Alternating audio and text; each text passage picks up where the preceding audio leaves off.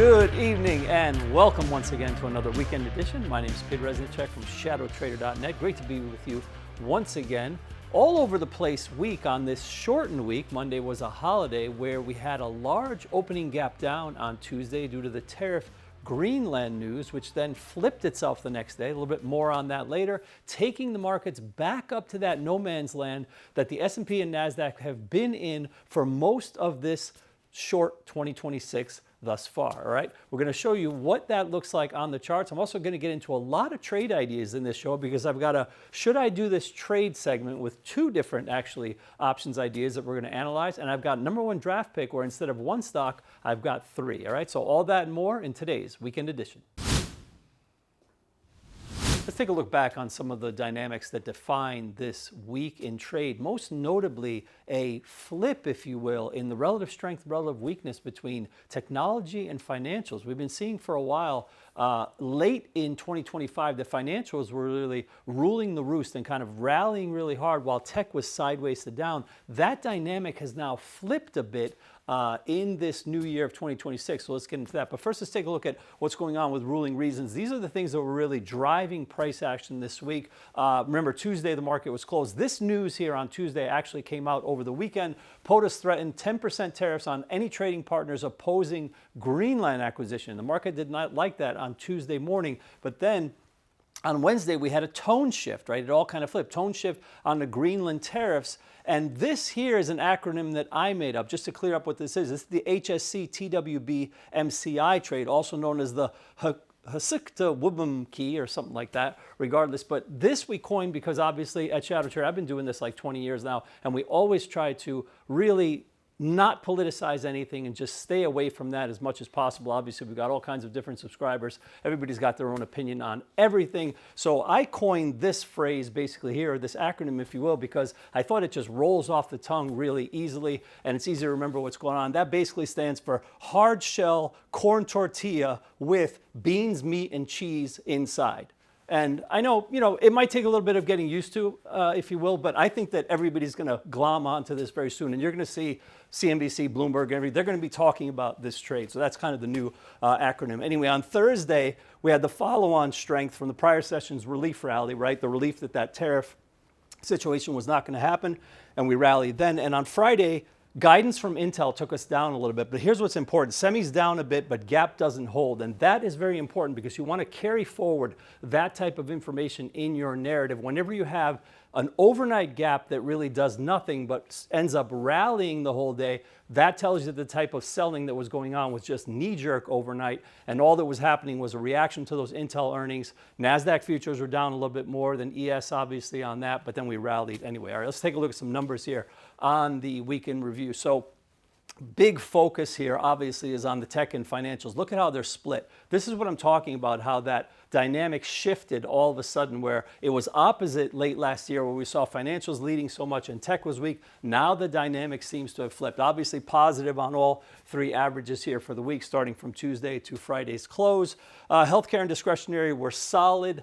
Staples, energy, utilities, defensive were a little bit down. Makes sense since markets were up. Materials had a great week, up over 3%, mostly on the heels of gold, because if you look over in the far right of your screen, almost an 8% gain in the yellow metal, and we almost tagged the 5,000 level. We closed at 49.83.70 on Friday, so we're pretty much like almost there, and it's really just been kind of like a straight up move. The tariff situation and the Greenland kerfuffle, if you will, that helped a lot, right? When that was going on, starting in the beginning of the week, coming into Tuesday, after the markets reopened, that really helped to push gold really quite far, right? Yields came down a little bit. Bonds were interesting because notice that that number tells you 1.35%. Remember, all of this stuff behind me is measured from the Monday open to the Friday's close, in this case, of course, the Tuesday open.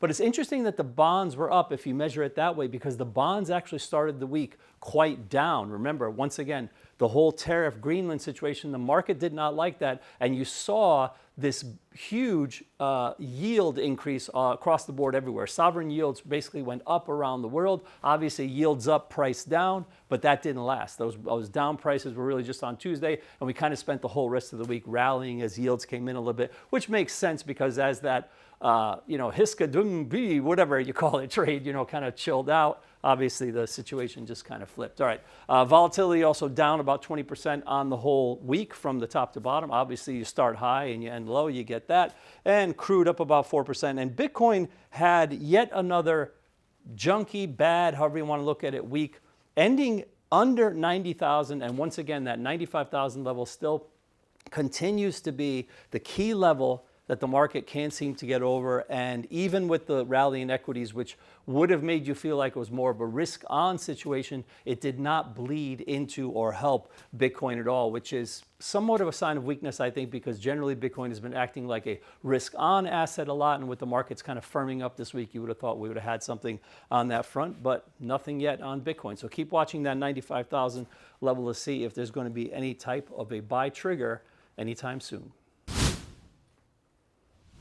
All right, let's check in with our broad market charts like we do every week in our What's Really Going On section, because obviously that is what's really going on. Not a lot of fundamental mumbo jumbo on this show. I hate that stuff. It's not necessarily I hate that stuff, but it's not the market. The market is price action. Price action is in the charts, and the dailies of the S&P and the NASDAQ 100 are really what matter the most. Let's take a look at those charts right now if we could. So moving along over here, trend line obviously here was broken. This is the key area here that I want you to focus on. All this congestion here, which is 6,900 to almost 7,000. This is very, very important because this is what I call the 2026 malaise, if you will, right? We were stuck in that level. The market basically did almost nothing. Right around here is where the year started. We were doing nothing, going nowhere fast, and then you had this big drop. This is the Tuesday drop on the tariff Greenland news that was over the weekend. And then here, right? Look at the shift in tone. Right off the bat, somewhere about right there, change in tone, tariffs are off, not happening, etc. Market rallies hard, comes up to the 821, backs off just a little bit, and then we spend Thursday, Friday going back-to-back dojis, very, very small bodies. I think going forward, that right there is bullish. I was talking about this a lot in my trading room over the course of the week, talking about the dynamic of what we call shock and awe. Shock and awe is really, really an important concept. Shock and awe is a term that I came up with to talk about how morning traders feel when they wake up and the position or the market is in a place that is so markedly different from what they were expecting to get or what they had the day before. So think about it. Let's say you have a market that closes very strong near the top of the range. The next morning, you gap down very, very sharply, and you might even be outside of range below that whole day's range. That would be a classic example of shock and awe because all of these people are basically dead wrong who finished the day prior. They then need to switch their position up, right? Usually in the mornings, what you'll have is you'll have a rally off of that because you have inventory correction because the overnight players will be overly short. And then you start to watch very, very closely what happens to see, is there going to be new money buyers at those levels, or is it going to be that all of those longs that have the poor locations for prior day are going to be liquidating? And you have this push-pull between time frames of the long term and the short term. But there's also shock and awe in the longer time frames. If you just forget about overnight inventory, forget about overnight traders, forget about the futures market, just think about these candles here, which only represent regular trading hours activity, right? There's nothing 24 hours about this at all, correct? This is strictly cash market action. This is what matters. This is where the rubber really hits the road. These are the 500 stocks in the S&P 500 right here, right? So this is a classic example of how shock and awe can happen even on the larger time frame. And the reason I mention this specifically is because when you have shock and awe coming into a day, and that shock and awe has to do with the overnight futures gap, that shock and awe is generally worked out or will work itself out by about 10 a.m. Eastern or 10:30 a.m. Eastern, right? Whatever's going on with the inventory positioning of those players, it's going to rebalance within the first 30 minutes to an hour. But when it happens like this on a longer time frame, it's not so quick. There's a lot of people stuck in here at different levels, different inventory positions, et cetera, right? And it takes a little bit of a while. And that's why I think it makes perfect sense that once we had that change in tone on Wednesday, we rallied up. The next day here on Thursday, Friday, Thursday was actually a gap higher and that gap held. Notice that it didn't rally from there, but it just made a doji and held those high prices. And I think that's important. And Friday did the exact same thing. So to me, this is one, short-term bullish, and two, I think that the shock and awe isn't over. You still may have people that are caught short here, especially because you're still in a downtrend, and there's still going to be people of a longer-term time frame outlook, if you will, who may still be thinking, and probably should be thinking, hey, you know what? The downtrend hasn't broken. Nothing's really changed. I'm not covering these shorts until we break here, say 69.50 or something like that, right? So if you can really get yourself into the head as much as you can of everybody else, that will help you so much in your trading. Always be thinking, no matter what, who's happy, who's sad, right? Who's long, who's short? Where are they long from? Where are they short from? How much? Is it just overnight players? Is it RTH, regular trading hours players, et cetera, right? The psychology of everybody else is really what drives the price action in the entire market. All right, let's move on to the NASDAQ 100 right here. Right off the bat, you can see it's a very different chart. Obviously, we've been talking about late 2025, technology was lagging financials a lot, et cetera, and that's caused this chart to look different, where you don't have the classic lower left to upper right, It's not as high. This area here of congestion is a little bit longer than the one in the S&P. You had the trend line break, same situation obviously on the tariff news, gap down and then move up, and here again, you've started to sit right above that 821 EMA, but here's the rub.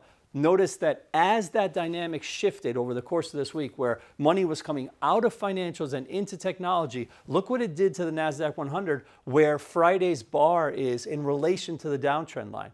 It's not underneath like we just talked about in the S&P, it's actually above. So that, that sort of change in tone, passing of the baton, if you will, of that tech over, out of financials and into technology, that's what's helping this NASDAQ, right? So we'll see if that can get a bit higher. And obviously you've got this peak here that needs to clear around 25,873, but we'll see. For now, a little bit stronger in the NASDAQ, and that's kind of how you want to be positioning yourself, right? You want to be looking at the fact that the dynamic has shifted a little bit, and maybe big cap tech is staging a little bit of a comeback. Let's check in with the Russell 2000 only because we did last week. So just to kind of maintain some continuity here. And if you recall last week, we talked about the Russell rally potentially being detrimental to the rally of everything else because it really is a lot of junk stocks. And that is typical of late stage bull markets where lower quality issues rally while higher quality issues stumble. And this week, obviously, we saw somewhat of a reversal of that trade, right? At least, especially late in the week. I shouldn't even say this week because it was still going up Tuesday, Wednesday, Thursday, and Friday then was a move down. But keep an eye on it. I mean, I think that if we continue to have a bullish tape, if that S&P and NASDAQ do definitively get over those trend lines, probably the Russell is going to move with it. So we'll see if there's going to be a pullback buy somewhere there. I would keep an eye on that 21 EMA, to be honest with you. That's 26.16 level. That potentially could be a buy in the small caps. You can probably guess what we're going to talk about in this week's Sector Spotlight segment. We're going to just look real quick at the XLF and the XLK, right? Obviously, because that was the most important dynamic of the week, was the changing of the guard, if you will, where technology kind of stepped it up a little bit and financials pulled back. So I want to show you these two daily charts, if you will, which is XLK and XLF. The ETFs, obviously, that represent those two big sectors. Starting with XLK, right? This price action right in here, this is obviously the week that we just had. Well, we rallied, we gapped down on Tuesday, and then we rallied. Now, overall, this is important to note. We haven't really gotten out of this malaise, right? I mean, obviously, this is a huge consolidation level. Downtrend line is still very, very much intact, and we haven't broken out of there. We're just starting to see some relative strength come into this segment this week. So we're going to kind of monitor this day by day and see if this can continue and we can get it higher. I think if we can get it higher, especially being that this is the largest representative in the S&P, about a third of the market, we'll see if that helps to lift the market higher, right? Financials, as I was saying, this is the action here of late 2025, correct? And then notice what the action was down here of just the last 4 days. There wasn't any rally at all, right? You didn't have that upward movement, and it just continued on the trajectory that it had from late 2025, started coming down a bit, or I should say early 2026, I apologize. That same trajectory from early 2026 as it's just been coming down the whole time as financials have been selling off. So keep all of this in mind. These two are very, very important. Obviously, they're the two largest sectors in the S&P. Together combined, this is almost like half the market, but again, watch this dynamic very, very closely in the days and weeks to come to see if it continues. FedWatch is a little segment that we do here on the weekend edition whenever we're coming close to an FOMC meeting, and we've got another one coming up. Time flies. It's every single 6 weeks is when we have a meeting, and we are slated to have another meeting in next week, which will be Wednesday at 2 will be in the announcement in the last week of January. Main takeaway here on the Fed from the FedWatch tool from the CME here is simply that the odds of no cut are almost 100%. It's 97.2% that we're going to stay at the current target rate of 350 to 375. And if you look all the way down here, it's less than a 3% chance that anything is going to change. So the Fed has been pretty transparent as of late. These Fed fund futures are usually pretty spot on. So I'm not expecting any movement at all on Wednesday in terms of interest rates when the Fed convenes. Time now for one of my favorite segments that we don't do that often. We haven't had a Should I Do This Trade in a little while. This is a little game, if you will, that we play in my trading room, the weekly options room, where I ask subscribers to give me an options trade, and then I analyze it, and I tell them basically if they should or shouldn't do this trade. And this week I've actually got two for you, if you will. So let's take a look at the first one right here. First trade is coming from a gentleman named Bookham Dano. This is one of my subscribers. And he wants to buy a butterfly on GS for next week, which is the Jan 30 expiry, and with strikes of 935, 945, 970 on the call side. And you notice here where it says at minus $1.40 limit, that means that he's receiving a credit for the trade. He's buying a butterfly, but he's getting a credit for it because it's a broken wing. That's one of my favorite strategies, and I've always said this is really the far superior strategy for collecting credit rather than selling naked or doing verticals. I do those too, but if I had my choice, I would go with the broken wing butterfly every time. So obviously he's receiving a credit here of $1.40. Why? Because if you break up the structure here, you can see very closely that the long vertical in the front is only 10 wide, 935 to 945, but the vertical in the back is 25 wide, which is short. He's short the 945, 970 call vertical, and when you put that together, you get the BWB at $1.40 credit. So let's take a look at the chart. At first glance, I think this is a good idea because if you recall, we've been talking a lot in the beginning part of the show how financials are weak. So right off the bat, we would imagine that there's propensity for Goldman Sachs to move lower with the rest of the sector. And if you have a call BWB for a credit somewhat higher, right, it's kind of the same thing like as if you had sold a call or sold a call vertical, you bought a broken wing butterfly for a credit. Ideally, you would want the market or the stock to move away from that structure so that you collect that big credit, especially when you know right off the bat that he got $1.40 for the trade. See, that's how you know that the individual is trying to collect credit and is not using the broken wing butterfly as a structure for a directional trade, which can work as well. These are concepts that I teach in my weekly options room all the time, where sometimes you will buy a broken wing butterfly for, say, 5 cents or even money, or the market might give you a 5 or 10 cent credit. In that type of trade, you're not doing it for the credit. You're doing it because you're trying to create a structure that's going to expand as the market slowly moves into that structure. But this is a different scenario. Obviously, with the $1.40 credit, Dano is looking to capitalize on GS moving lower. So we've got financials moving in that direction already. And here I've annotated the downtrend line in GS where we're at now. This is Friday's action that moved pretty markedly lower. As a matter of fact, by the end of the day, there was nowhere near a $1.40 credit still in this trade. So if you look at this now, he's already got most of the profit out of this because he had given me this idea earlier in the day, but I think it's still fantastic from an educational standpoint because there's so much to unpack with this trade. So you've got a downtrend, and I drew this little box here purposely because that box is essentially the area where even if we rallied and price went into that area, the spread would still be fine. Remember, he's in a 935, 945, 970 BWB, broken wing butterfly, if you will. So in that structure, where does that trade actually get in trouble on the upside? The answer would be 955. So this box represents price level of 935 to 955 where he's going to be okay even if price goes into that box, because obviously at 55 is the level where it would be a straight butterfly, and because it's not, he's not long until 70, the trade will start to lose money. So I love the structure, I love the credit, I like the fact that if you look at where that box is, right, the mid strike here of the butterfly, which is 45, right, is actually slightly above that level. So he's even got the short kind of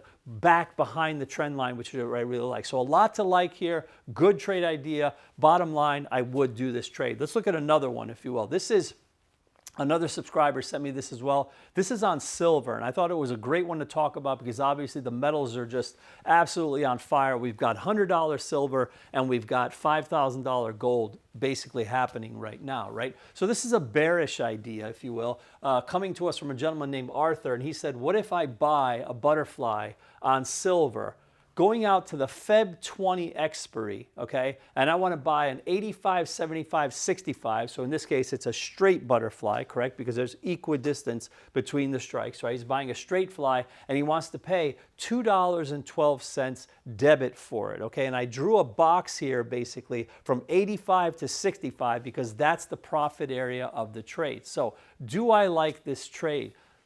Honestly, my answer is no. I understand what the individual is trying to do. They're trying to capitalize on a potential move down in SLV if spot silver, which is at about $100, obviously this is the ETF, so it's not exactly one-to-one. You see it at 93 here.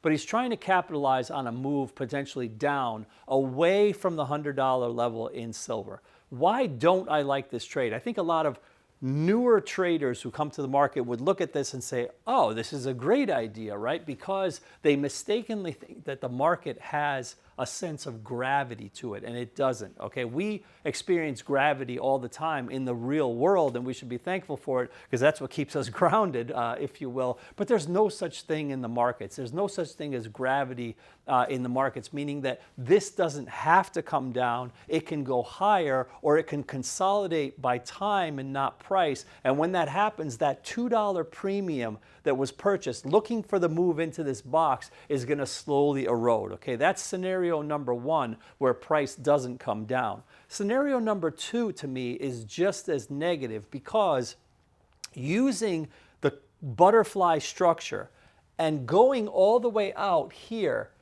to the 20th of February, which is a month away, that to me is not a good idea, because complex structures like this will not expand in your favor until you're much closer to expiry. So this trader is not only putting the onus of direction on himself, that he's got to be right on direction, he's got to be right on timing, because if gold falls in, or excuse me, silver, if silver falls into the box very quickly, meaning early next week or 1 week into the trade, he's not going to get too much bang for his buck for the $2 that he put out. It might expand to maybe $3, but nowhere near the $10, which is the max value of the spread, because in a butterfly structure, that sort of expansion closer to that $10 max value is only going to happen late in the cycle, like in the last week of the trade, as you get close to that February 20th expiry, all right? So for those reasons, I don't really like it. I don't think it makes sense to put out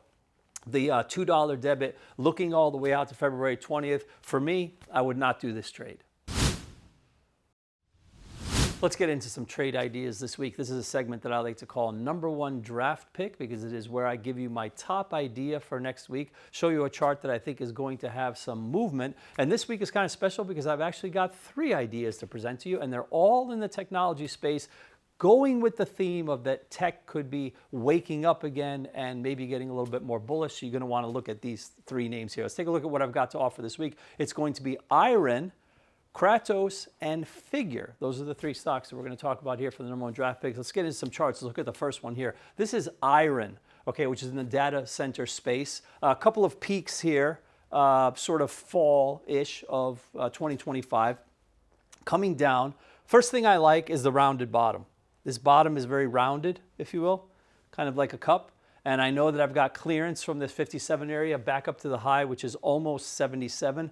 I kind of liked how Friday's action obliterated more or less the 3 bars that were before it. I call that sellers shut off. That's another just trading term that I coined a long time ago, where you have bearish bars, multiple bearish bars inside of one big bullish bar. So there's kind of like this big change of tone all of a sudden on Friday. So I think if you lift up over that level, notice also that Friday's high is almost identical to the high that was 4 trading days back right there. So you got a double top there. It's absolutely perfect. So that's going to give you a very nice long entry. And I think you could easily lift, if the market's bullish, probably up into the 65 or 70 area. So that's IREN is the ticker. Keep that one on your radar. Let's move over to the next one. This is Kratos, which ticker symbol KTOS, all right? Very, very clean chart, if you will, right? There's charts that are clean and there's charts that are messy. This is a chart that I would say is very, very clean. This is the type of chart that when you have like technical analysis textbooks and they tell you, oh, you should buy the pullback, this is probably what those charts look like. And these are good ones to look at. I mean, it's very, very clean, right? You've got very, very flat base here, break out of the base, huge expansion of range, things start to accelerate.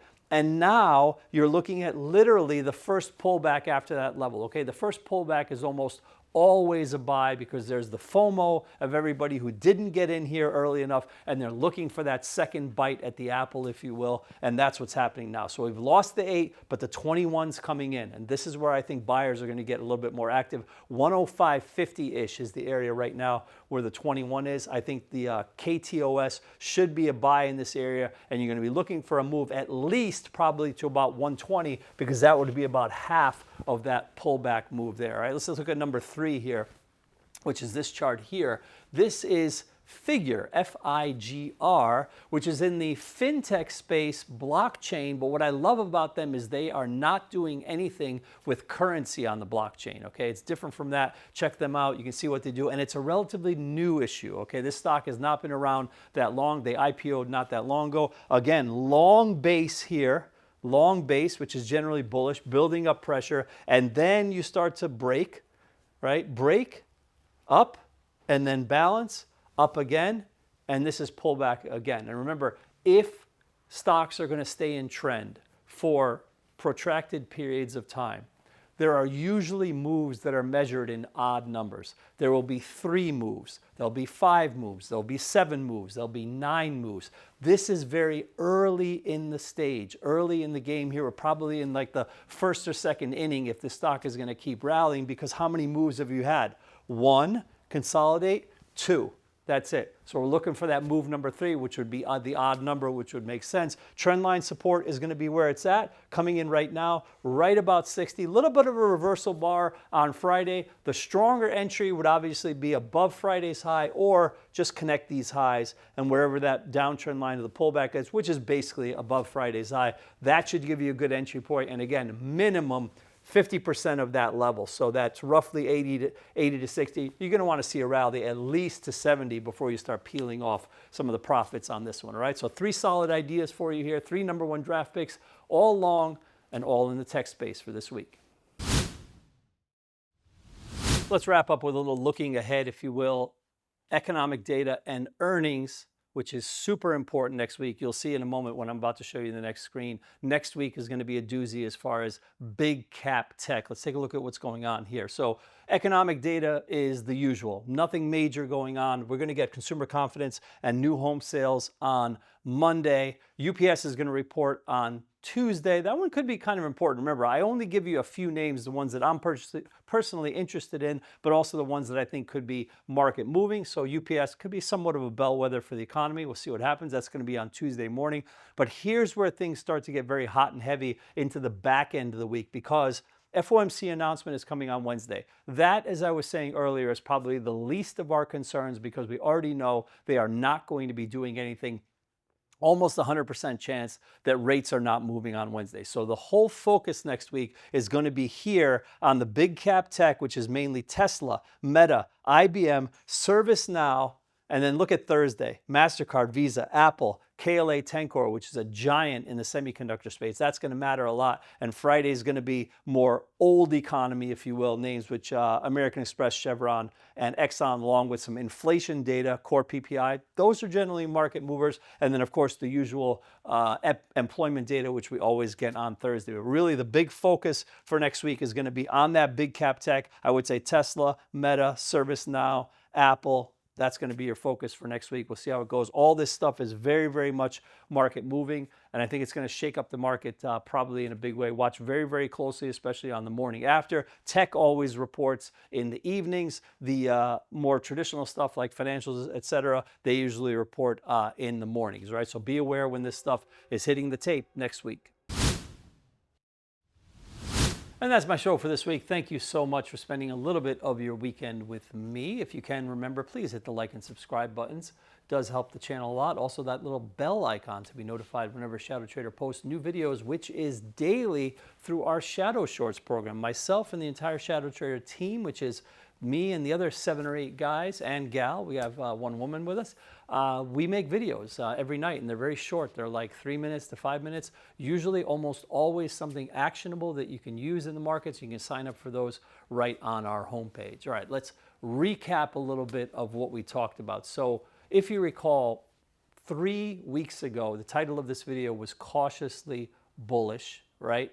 And it feels like we're kind of flipping back into that tone, if you will, right? We've got divergence occurring between financials and tech. Tech is starting to reassert itself. I think that the earnings next week are going to be very, very pivotal because we're talking about the big tech names in terms of FANG. Apple's going to be reporting, Tesla, etc. That's going to go a long way into telling us whether or not technology is going to reassert that dominance and help to get that NASDAQ 100, if you will, up through that choppy area. Same thing with the S&P, right? This is why I'm only cautiously bullish at this point, because we have rallied a bit, but we've got all that congestion just to the left of us where the market hasn't really moved in January of 2026, and we're going to see if we can chop our way up through that, all right? So pay very, very close attention to all that stuff happening next week, all right? On behalf of myself and the entire Shadow Trader team, as always, coming at you from beautiful Los Angeles, California, I wish you good trading